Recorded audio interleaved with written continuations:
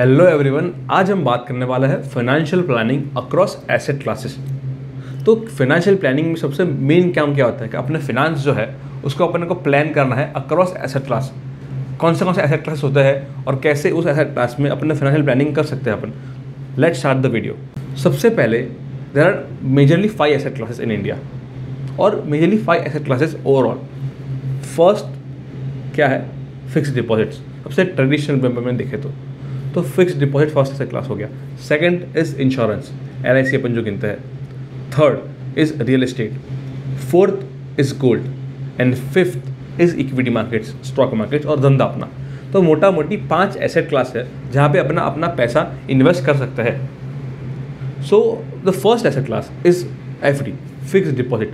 तो fix deposit को लेकर अपन क्या स्टडी करना चाहिए? आप सबको, अगर आप 10 साल 15 साल से FD कर रहे हो तो यू ऑल नो कि FD का रेट कहाँ 12% 13% था और आज 5% 4% पे आ गया है। और if you see, I am talking about India, if you see कि डेवलप्ड मार्केट्स, अगर आप डेवलप मार्केट में देखो, इंडिया के बाहर जर्मनी हो गया, स्विट्ज़रलैंड हो गया, US हो गया, कनाडा हो गया, वहाँ पे कहीं पे भी 0% से लेके 1, 1.5, 2% तक इंटरेस्ट रेट्स है। तो इंडिया में भी आगे जाके इंटरेस्ट रेट्स डाउन होने वाले हैं। The main reason of degrading, मतलब downward trend of interest rate is, जितना इंटरेस्ट रेट कम होगा उतनी आप इजीली लोन ले पाओगे, उतना अफोर्डेबली आप घर ले पाओगे और उतने इजीली इंडस्ट्रियलिस्ट अपना बिजनेस एक्सपांड कर पाएंगे। तो इंटरेस्ट रेट तो कम होना है, तो FD का मतलब ट्रेंड आगे जाके धीरे धीरे कम होने वाला है इंडिया में। Second investment instrument is insurance.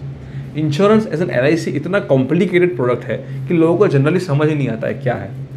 लोग इंश्योरेंस और इन्वेस्टमेंट कंबाइन कर लेते हैं, but the product of LIC is personally I don't like it. So what is LIC? मतलब अपन अगर पॉलिसी को स्टडी करें, अगर 1.5 लाख का प्रीमियम है सपोज 5 साल के लिए और 7.5 लाख अपन ने भर दिया 5 साल में, साल का 1.5 लाख। अपन 7.5 लाख नहीं देखते, अपन साल का 1.5 लाख देखते हैं। 5 साल भर दिया, 15वें साल का आपको मिलेगा 15 लाख रुपए टैक्स फ्री। इतना अट्रैक्टिव लगता है सुनने में, but the basic purpose behind it is the return that it gives is around 4.8%। मतलब मोटा मोटी 5% रिटर्न भी नहीं छूटता आपका। आपको टैक्स फ्री रिटर्न आएगा, आपको भी टैक्स डिडक्शन मिलेगा, आपको इंश्योरेंस कवरेज मिलेगा। ये सब कंबाइन करके आपको प्रोडक्ट बेच देते हैं, but the return is not 5%। Third asset class पे आते हैं, दैट इज गोल्ड। गोल्ड को लेके इंडिया में इतने मिसपरसेप्शंस है कि गोल्ड में बहुत अच्छा रिटर्न बनता है, gold is very good investment instrument, कुछ समझ नहीं आया तो गोल्ड में डाल देना चाहिए पैसा, बट वो बहुत ही गलत चीज़ है। अगर आप लास्ट 40 ईयर्स का गोल्ड का रिटर्न देखो तो it is around 6.5 to 7%। And the only reason the return is 6.5 to 7% is because Indian rupee US dollar के सामने डेप्रिशिएट हुआ है, बहुत हैवीली डेप्रिशिएट हुआ है इंडियन रुपी। और वो डेप्रिशिएट क्यों हुआ है? Because of Indian inflation. अगर आप US डॉलर में गोल्ड बाय किया होता ना आपने 40 साल में, तो आपका रिटर्न शायद 1.5-2% भी नहीं होता। US डॉलर टर्म्स में गोल्ड का रिटर्न कुछ भी नहीं है। इंडियंस लोग ने गोल्ड में रिटर्न बनाया है only because of one reason, US dollar appreciate हुआ, इंडियन रुपी डेप्रिशिएट हुआ, इसीलिए गोल्ड में रिटर्न बना है। और आपको मैं ऐसे 8-10 साल बताऊंगा जहाँ पे गोल्ड ने रिटर्न ही नहीं बनाया। 1992 से 2099 तक और 2012 से 18 तक गोल्ड ने रिटर्न ही नहीं बनाया, 8 साल 6 साल तक। अगर आप स्टॉक मार्केट में डालते हो पैसा और 6 साल स्टॉक मूव नहीं होता तो आप ऊपर के नीचे हो जाते हो पूरा, बट 6 साल गोल्ड नहीं लेगा तो आप बहुत अच्छी चीज़ है। तो ये सब थोड़ा बहुत प्रॉब्लम है, कॉन्फ्लिक्ट है, मतलब गोल्ड को लेके सोच के इन्वेस्ट करना चाहिए गोल्ड में। Gold undoubtedly is a very good हेजर और वेरी गुड प्रोटेक्टर। फैमिली में कुछ भी प्रॉब्लम आता है, कुछ भी इकोनॉमी में प्रॉब्लम आता है तो गोल्ड होना चाहिए। Gold is a safe haven, वो चीज़ पे मैं अग्री हूँ, but gold should not be consider as an investment. Gold is a saving tool, a protection tool. Okay, the fourth point, now we come to the fourth point is real estate. Real estate को लेकर India में इतने misperception है कि लोग real estate को केगर count करना नहीं आता लोगों को। मैं अगर आपको एग्जांपल दूं, आपने 10 लाख की प्रॉपर्टी बाई की 2000 के साल में, नाउ इट इज 2022, आपकी प्रॉपर्टी की वैल्यू हो गई 4 करोड़ रुपये। आप क्या मानोगे? भाई बहुत ही बढ़िया रिटर्न है, 10 लाख का 4 करोड़ हो गया। बट अगर आप एक्सेल पे उसको केगर निकालने बैठोगे, कंपाउंडेड रिटर्न्स, चक्रवर्ती ब्याज अपन बोलते हैं, what is that? It is around 16 to 17%, 16,000 का रिटर्न निकला है। आप समझो 50 लाख की अपने लैंड लिया था और उसकी वैल्यू आज 20 करोड़ हो गई 25-30 सालों में, इंडस्ट्रियल प्रॉपर्टी आपके पास थी।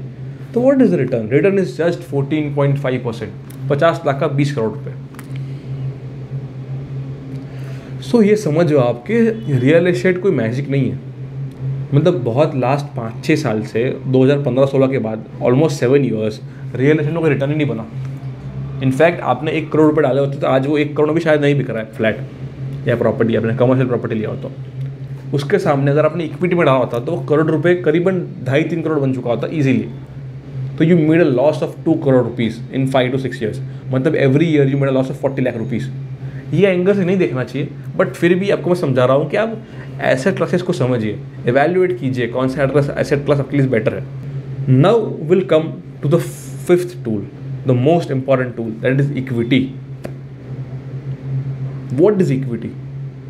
इक्विटी इज आप किसी के बिजनेस में पार्टिसिपेट कर रहे हो, किसी के बिजनेस का पार्टनर बन रहे हो।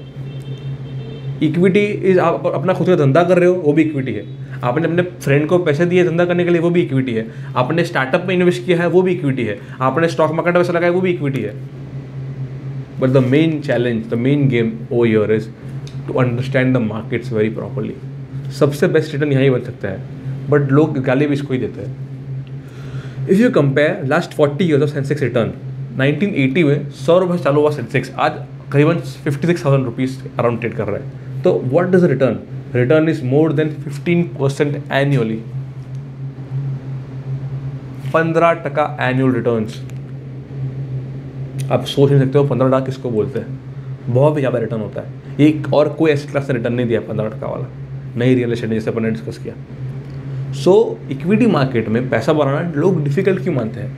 लोग प्रॉपरली पोर्टफोलियो को डाइवर्सिफाई नहीं करते across asset classes, across sectors, across stocks. Proper diversified portfolio, research portfolio नहीं बनाते, exit point, entry point clear नहीं करते, इसलिए मार्केट में लोग लॉस करते हैं। But equity market has proven it's niche last 40 years and next 40 years में भी इक्विटी मार्केट बहुत अच्छा चलने वाला है, क्योंकि equity market shows the passion of Indian entrepreneurs, shows the passion of India, shows Indian economy।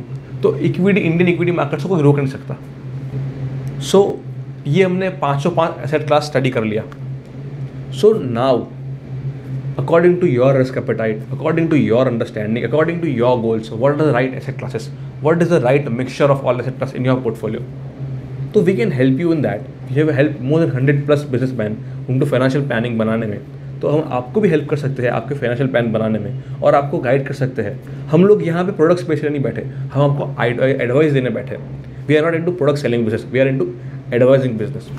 सो अगर आपको ये वीडियो अच्छा लगा हो तो please like us to motivate us and share it with your friends and family जिनको आप help कर सको एंड हमको हेल्प कर सको। हमारा एम है कि ज़्यादा से ज़्यादा लोग को फाइनेंशियल लिटरेट बना सके हम। And please subscribe our channel for regular content on personal finance, economics, stock markets and much more. Thank you guys.